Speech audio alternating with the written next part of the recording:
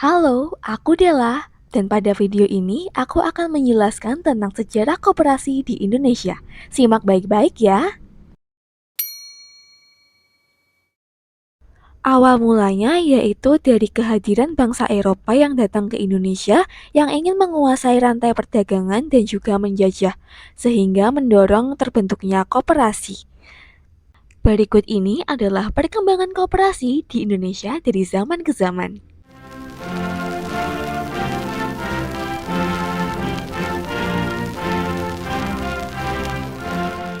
Pada masa kolonial Belanda, pelopor adanya koperasi adalah Raden Arya Wiraatmaja yang merupakan seorang patih di Purwokerto.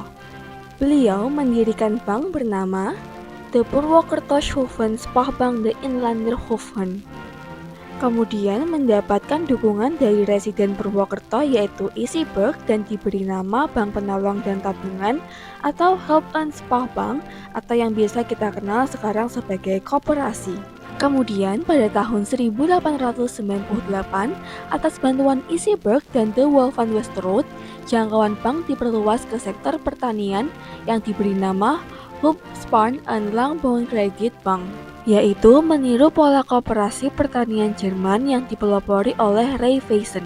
Di tahun 1908, Raden Sutomo melalui Budi Utomo juga berusaha mengembangkan koperasi rumah tangga, akan tetapi kurang berhasil. Kemudian di tahun 1913, Serikat Dagang Islam melalui Serikat Islam memelopori berdirinya beberapa jenis koperasi industri kecil dan kerajinan, namun tidak bertahan lama.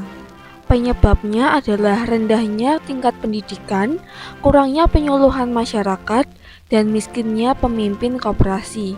Lalu Belanda menetapkan Peraturan Koperasi Nomor 431 tahun 1915, di mana persyaratan administrasi yang menyangkut masalah perizinan, pembiayaan, dan masalah-masalah teknis pendirian dan kegiatan usaha koperasi dibuat sangat berat.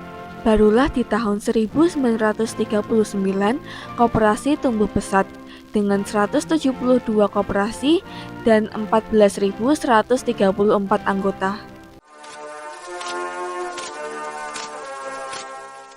Pada masa kolonial Jepang, koperasi disesuaikan dengan asas kemiliteran dan digunakan untuk kepentingan Perang Asia Timur Raya. Akibatnya, perkumpulan koperasi yang berdiri berdasarkan peraturan Belanda harus mendapatkan persetujuan ulang dari Sujokan. Jepang juga menggunakan model koperasi Kumiai dengan propaganda untuk meningkatkan kesejahteraan mereka sehingga mendapatkan simpati dari masyarakat. Adapun kebijakan pemisahan urusan koperasi dengan urusan perekonomian yang berfungsi sebagai alat untuk mendistribusikan bahan-bahan kebutuhan pokok untuk kepentingan perang Jepang bukan untuk rakyat.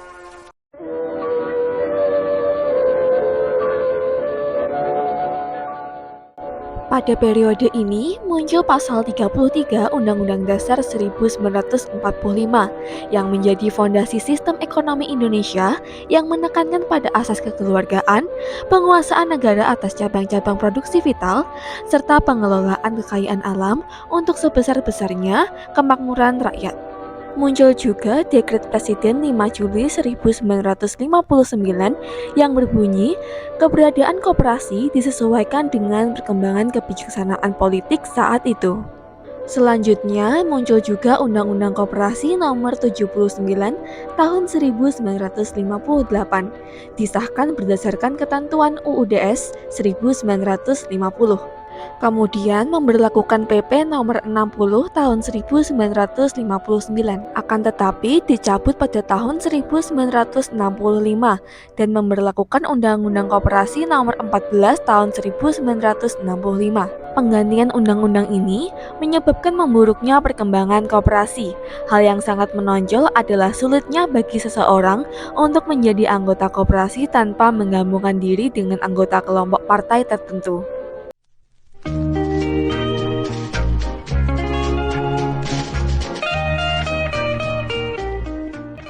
Pada periode ini ada beberapa peristiwa yang terjadi, yaitu pemerintah Orde Baru memberlakukan Undang-Undang Nomor 12 Tahun 1967 disusul dengan melakukan rehabilitas koperasi. Kemudian, koperasi mulai berkembang lagi, dan salah satu yang menonjol adalah pembinaan dan pengembangan KUD. Anggota koperasi pada Pelita 1 juga sudah mencapai 2,5 juta, dan pada Pelita 5 naik menjadi 19 juta anggota.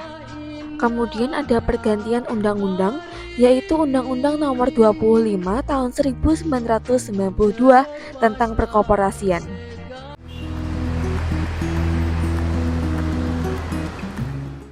Pada periode ini terjadi perubahan signifikan tentang koperasi. Gerak langkah koperasi menjadi lebih leluasa karena perkumpulan koperasi dianggap sama dengan bentuk badan usaha lain, sehingga mampu bersaing dengan kegiatan usaha yang lain.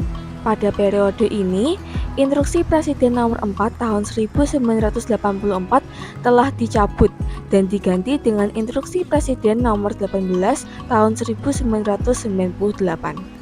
Sekian video kali ini, semoga bermanfaat. Sampai jumpa.